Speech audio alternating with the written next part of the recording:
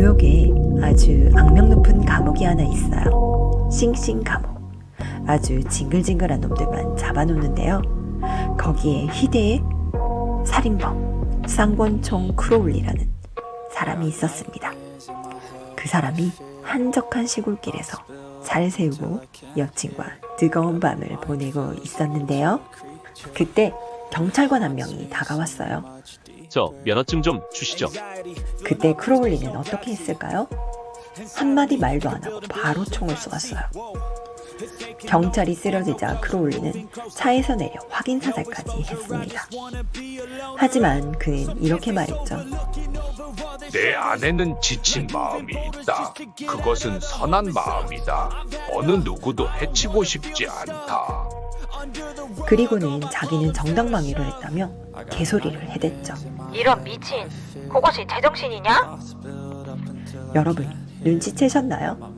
아무리 큰 잘못을 저지르더라도 100명 중에 99명은 인정하지 않습니다.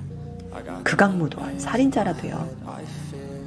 문도은의 온몸을 고데기로 찢은 박연진도요. 직장에서, 학교에서 나를 괴롭히고 상처 주는 바로 그 사람도요. 그러니까 내가 억울해서 불면증에 걸려 고통받고 있을 때도 그 사람은 두 다리 뻗고 자고 있을 가능성이 아주 크다는 말이죠.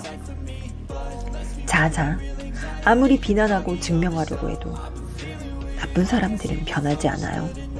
비행기를 회항하지 않는 이상 뉴스까지 나올 정도의 말종이 아니라면 신고하기도 참 힘들고요. 그러니까 나쁜 놈들은 비난해봤자 순순히 인정하지 않는단 말이죠.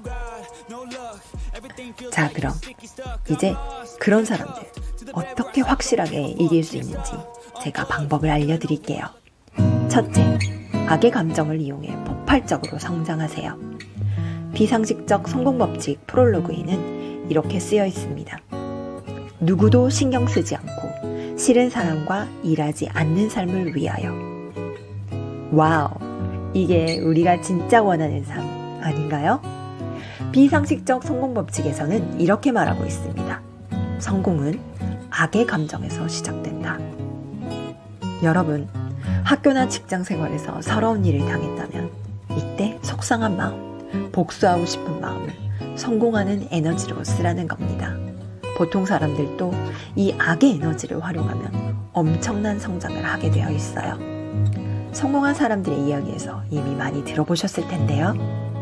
어렸을 때 찢어지게 가난했다거나 외모 때문에 놀림받고 컴플렉스가 있다거나 성폭행을 당했다거나 극심한 차별을 받았다거나 그런데도 보란듯이 성공해서 성장한 사람들의 이야기 많이 들어봤잖아요. 이렇게 악의 감정을 이용하는 겁니다. 문도은처럼요. 비상식적 성공법칙의 저자 간다 마사노리도 외무성에 취업했지만 도쿄대학 출신들에게 밀려 분했던 경험으로 컨설팅 회사를 차렸어요. 공무원 출신이 뭘 제대로 하겠냐며 정리해고를 당했거든요. 외국 가전제품 제조회사에서는 고객에게 멍청한 놈이라는 소리도 들었다고 합니다. 그 사람은 이렇게 마음먹었다고 해요. 두고 봐라. 내가 기필코 당신들의 코를 납작하게 해줄 테다. 당신들의 버는 연수입보다 몇십 배는 더 벌고 말 거다. 그리고 그는 부의 추월차선에 올라타는 가장 강력한 8가지 습관에 대해서 제게 말하고 있습니다. 하지만 기억하세요. 성장이 안정궤도에 오르면 부정적인 감정에서 머물러 흑화를 멈추고 마음의 풍요로움을 느껴야 됩니다. 그러니까 성공하기까지는 악의 감정을 이용하고 안정궤도에 이르면 풍요로운 마음, 공헌, 사랑, 감사, 욕심 없는 마음, 배려, 정직, 절도를 지키는 선한 감정으로 자신을 균형 있게 만들어야 돼요. 그러니까 악의 감정으로 바짝 분노가 치밀 때 그것을 성공으로 연결시키는 가이드가 되주는 책이 바로 비상식적 성공법칙이고요. 어느 정도 성공이 안정궤도에 들어섰다고 생각된다면 온화한 인간이 되기 위해 바로 이 인간관계론을 읽기 바랍니다. 정말 이 두 책은 제가 강추합니다. 저는 죽을 때 자식들한테 성경책과 이 두 책을 물려주고 싶어요. 사실 저는 한때 저를 싫어하는 직장 동료 때문에 3년간 불면증에 시달렸습니다. 불면증으로 고통받으면서 나를 나쁘게 말하고 다니는 그 사람을 아주 미워하게 됐어요. 그때 만난 책이 바로 비상식적 성공 법칙입니다. 저는 책에서 시키는 대로 7년간 열심히 살아서 직장에서 상도 몇 번 받고 출판도 하게 되고 강연도 다니게 되었어요. 어떻게 됐냐고요? 어느 날 문득 저를 되돌아보니까 온통 흑화되어 있더라고요.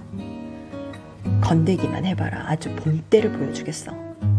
저의 안테나는 온통 제가 싫어하는 사람들의 일거수일투족에 맞춰져 있었습니다. 온몸의 세포들이 화가 나 있었어요. 그때 제가 만난 책이 바로 데일 카네기의 인간관계론입니다. 저는 이 책을 아주 씹어먹고 파먹고 재탕 삼탕 열심히 읽었어요. 그리고 깨달았어요. 내가 그 사람을 고소하고 싶은 이유가 뭐지? 정말 내가 원하는 게 뭘까? 그때 처음으로 제 마음에 안테나를 세웠죠. 그리고 알았습니다. 저는 단지 진심 어린 사과를 받고 싶었다는 걸요. 저는 그 직장 동료를 찾아갔어요. 그를 비난하는 대신 제가 얼마나 3년 동안 고통받았는지 솔직하게 얘기했습니다. 복수가 아닌 화해를 시도한 거죠.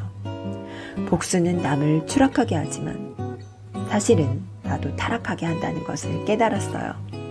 그래서 제가 어떻게 됐냐고요?